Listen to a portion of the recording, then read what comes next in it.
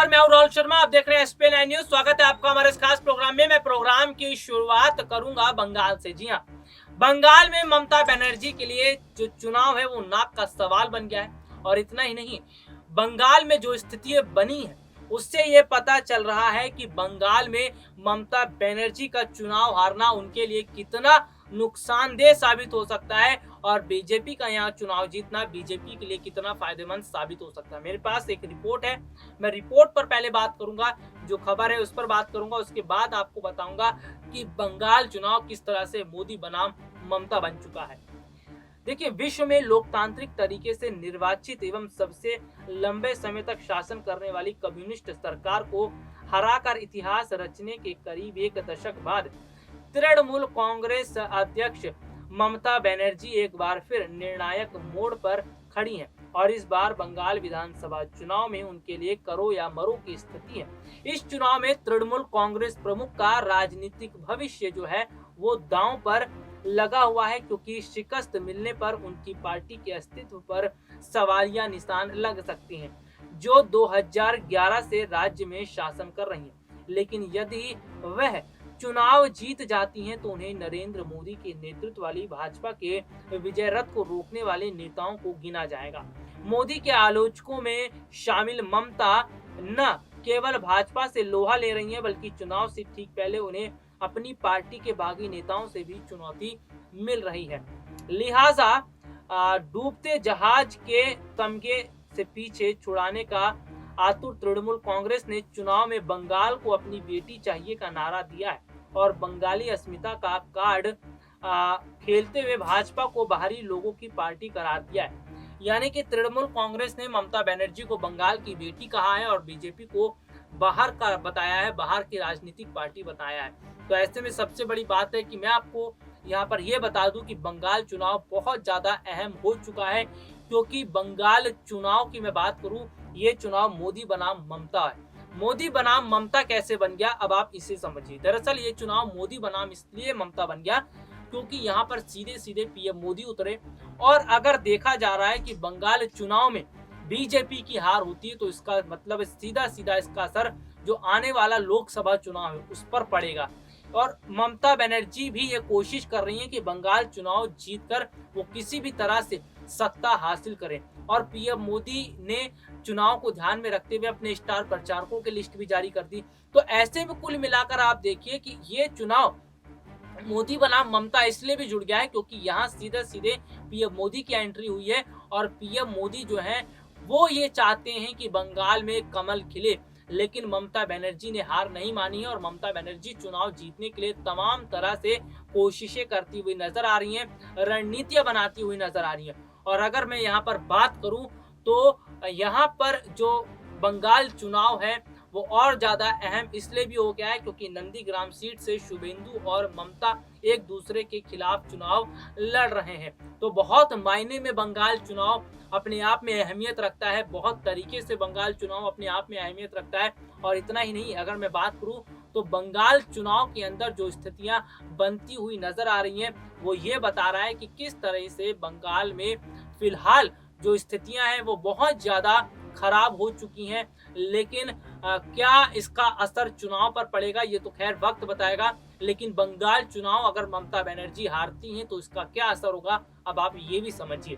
दरअसल केवल ममता बनर्जी का बोलबाला पश्चिम बंगाल के अंदर है और ममता का बोलबाला अगर यहाँ से खत्म होता है तो उनका स्थान शून्य पर आकर रह जाएगा और बीजेपी की जो बढ़त है वो बनती हुई नजर आएगी। जिस तरह से साल 2019 के लोकसभा चुनाव में बीजेपी को बहुत अच्छे वोट यहाँ पर मिले, उसके बाद उम्मीद ये जगी कि विधानसभा चुनाव में भी अच्छी खासी स्थितियां बनेंगी, अच्छे खासे वोट उनके पास आएंगे।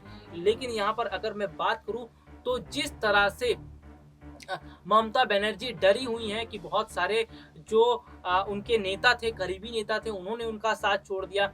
और अगर बात की जाए मथुआ समुदाय की, अल्पसंख्यक समुदाय की और बंगाली वोटर्स की, हिंदू वोटर्स की, ये तमाम जो चुनौतियां हैं वो ममता के सामने खड़ी हुई हैं। लेकिन अगर मैं बात करूं तो ममता बनर्जी जो है वो इस बात से भी डरी हुई हैं कि बंगाल चुनाव अगर वो हारती हैं तो उनका स्थान शून्य पर आ जाएगा और ममता बनर्जी ये चुनाव नहीं हारना चाहती।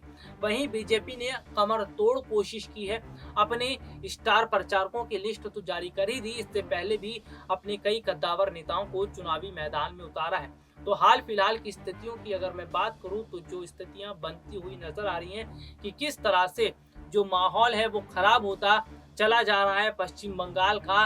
लेकिन इसमें जो राजनीतिक पार्टियां हैं वो भी अपनी रणनीति बनाने में लगी हुई हैं। ममता बनर्जी के साथ बीते दिनों नंदीग्राम में जो घटना घटी उसके बाद से बहुत ज़्यादा माहौल, राजनीतिक माहौल भी गर्मा गया है और बंगाल का माहौल भी गर्मा गया है। लेकिन आपको मैं बता दूं कि बंगाल का माहौल, जो राजनीतिक माहौल है, उससे गरमाने के बाद बंगाल के जो लोग हैं वो ममता बनर्जी के साथ खड़े हुए नजर आ रहे हैं। यहाँ तक कि नंदीग्राम के जो लोग हैं वो भी ममता के साथ खड़े होते हुए नजर आ रहे हैं। तो कुल मिलाकर आप ये समझिए कि ममता बनर्जी के साथ जो घटना घटी उसके बाद से बंगाल के लोग भी परेशान हैं और नंदीग्राम के लोग भी परेशान हैं, क्योंकि उन्होंने नहीं सोचा था कि ममता बनर्जी के साथ इस तरह का हादसा होगा और ममता बनर्जी को इतनी गंभीर चोटें लगेंगी। हालांकि इस पर यह भी सवाल खड़े हो रहे हैं कि जब ममता बनर्जी के पास इतनी बड़ी सिक्योरिटी है, इतनी तगड़ी सिक्योरिटी उनके पास है, साथ रहती है, तो फिर कैसे ममता बनर्जी के साथ ऐसा हादसा हो गया, इतना गंभीर हादसा हो गया। बहुत सारे सवाल हैं जो यहाँ पर खड़े हो रहे हैं, बहुत सारे सवाल हैं जिनका जवाब अभी नहीं मिल पा रहा है, लेकिन हो सकता है आने वाले समय में इनका जवाब जरूर मिले। लेकिन बंगाल का जो राजनीतिक माहौल है जिस तरह से यहाँ पर गर्मा गया है वो ये बताता है कि हालात जो है वो खराब होते हुए नजर आ रहे हैं। अब मैं राजनीतिक पार्टियों की बात कर लेता हूं कि क्या राजनीतिक पार्टियां इससे क्या माहौल बदल रहा है। दरअसल देखिए, ममता बनर्जी के साथ जो हादसा हुआ उसके बाद जो है वो जो उथल पुथल है राजनीति की वो हो चुकी है और जो उम्मीद नहीं लगाई गई थी वो यहाँ पर चीजें दिखती हुई नजर आ रही है। तो फिलहाल की स्थितियों की मैं बात करूं तो बंगाल का माहौल बहुत ज्यादा गरमाया हुआ है और बंगाल की विधानसभा सीट 294 विधानसभा सीट है। ममता बनर्जी ने दावा किया था कि 200 से ज्यादा सीटें वो लेकर आएंगी, लेकिन क्या अब जिस तरह से ममता बनर्जी को इतनी गंभीर चोटें लगी हैं और वो पैर जो है उनका वो फ्रैक्चर भी दिखाया गया है कि प्लास्टर लगा है उनके पैर में, तो क्या ममता बनर्जी अब चुनावी रैलियां कर पाएंगी, क्या ममता बनर्जी जनसभा कर पाएंगी? क्योंकि ममता बनर्जी ही हैं जिन्होंने टीएमसी को संभाल कर रखा था, जिन्होंने टीएमसी की पकड़ को मजबूत बनाया था और अब ऐसे में ममता बनर्जी के साथ ये हादसा हो गया तो कौन जो है पार्टी की जिम्मेदारियों को उठाएगा। हालांकि अगर मैं बात करूं अभिषेक बनर्जी हैं, वो पार्टी की जिम्मेदारियों को उठा सकते हैं, लेकिन ममता बनर्जी के साथ जो घटना घटी है उसके बाद ममता बनर्जी लगता है चुनावी रैलियां तो दूर, वो चुनावी जनसभा भी नहीं कर पाएंगी। देखते हैं आखिरकार स्थितियां और कैसे रहती है और ममता बनर्जी कब तक स्वास्थ्य हो पाती हैं। फिलहाल के लिए आज मुझे इजाजत दीजिए, नमस्कार।